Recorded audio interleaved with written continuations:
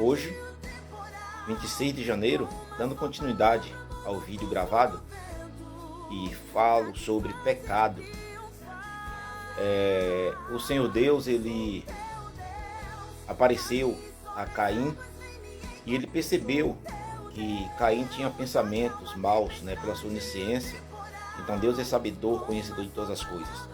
Ele sabe quando nós estamos às portas do pecado, e ele nos adverte. Em nós, quem faz isso é o Espírito Santo. O Espírito Santo, ele nos adverte daquilo que é pecado. Então a gente continua se quiser. E ele falou para Caim o seguinte em Gênesis, no capítulo 4, no versículo 7: se bem fizeres, não haverá aceitação para ti. E se não fizeres bem, o pecado jaz à porta, e para ti será o seu desejo, e sobre ele dominarás. Ou seja, o pecado a todo tempo ele bate a nossa porta. Ele é um indivíduo ruim e insistente. Por quê? Porque ele sabe que através do pecado pode ser a nossa destruição. Então ele sempre está insistindo, para que nós venhamos a cometê-lo. Mas nós só vamos fazer isso se quisermos. Por que se quisermos? Porque há tipo de pecado que a gente tem consciência daquilo que vamos fazer. Diferente de alguns pecados. Tem alguns pecados que a gente peca. É por isso que a Bíblia diz que todos nós pecamos. Porque há pecados que a gente peca involuntariamente, na verdade, muitas vezes. Às vezes a gente não consegue controlar algumas coisas. Mas outras a gente consegue controlar. Eu não estou dizendo aqui que há pecados que o Senhor passa a mão pela cabeça e, no entanto, não é pecado. Não, todo pecado é pecado. Eu não sei o grau de julgamento que o Senhor fará em relação a isso. Mas todo pecado é pecado. E, por exemplo, matar o irmão, Caim poderia evitar. Adulterar, a gente pode evitar. Falar mal das pessoas, a gente pode evitar. Então, algum tipo de pecado a gente pode sim evitar. Então o Senhor Jesus disse, melhor dizendo, Deus disse a Caim: o pecado jaz à porta. E o semblante de Caim, ele estava diferente, por isso Deus o advertiu. Mas se ele volta atrás, não seria pecado apenas por ele pensar em cometer o homicídio. Não seria configurado pecado, mas ele foi até o fim e cometeu o pecado contra seu irmão. Mas ainda assim, se ele volta a Deus e pede perdão, não tenho dúvida que o Senhor teria perdoado. Mas ele resolveu sair da presença do Senhor e se tornou um fugitivo.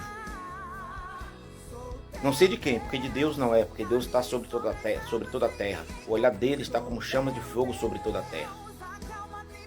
Em Provérbios, no capítulo 28, diz assim, no versículo 13: o que encobre as suas transgressões nunca prosperará, mas o que as confessa e deixa alcançará a misericórdia. Então, o nosso maior problema é a gente cometer um pecado e tentar nos enganar, porque a Deus a gente não está enganando, a gente está nos enganando. Portanto, ao cometer algum pecado, João aqui nos ensina, a gente precisa confessar. João capítulo 1, versículo 9 diz: se confessarmos nossos pecados, ele é fiel e justo para nos perdoar.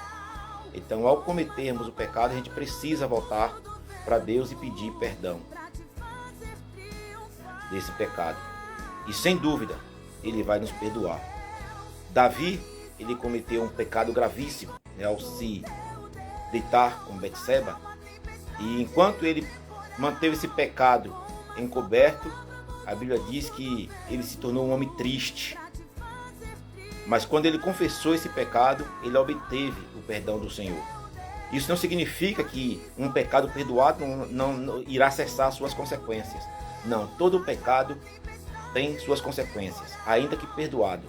Mas aqui nós vamos pagar as consequências dos nossos erros. Não foi diferente com Davi e não será diferente conosco. Mas ao pedir perdão, a gente se sente livre do juízo de Deus. Salmos capítulo 32, no versículo 5 diz: Confessei-te o meu pecado e a minha maldade não encobri. Dizia eu: confessarei ao Senhor as minhas transgressões e tu perdoastes a maldade do meu pecado. Então Davi aqui ele teve certeza que ao pedir perdão ao Senhor, aquele pecado mais não era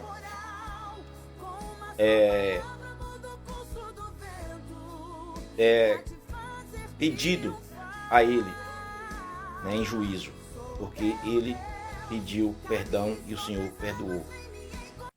Então nós temos a certeza que ao pedirmos perdão, o Senhor perdoa nossos pecados. Não devemos esquecer que temos um acusador, que a todo tempo ele quer dizer que nossos pecados continuam valendo. Mas não, hoje você é lavado e coberto com o sangue do Senhor Jesus Cristo. Ainda que cometa pecado, não desista, continue lutando e se mantendo presente no Senhor Jesus. Ou melhor dizendo, mantenha firme na presença do Senhor Jesus. Não faça como Caim, não fuja. Um abraço a todos, que o Senhor continue nos abençoando.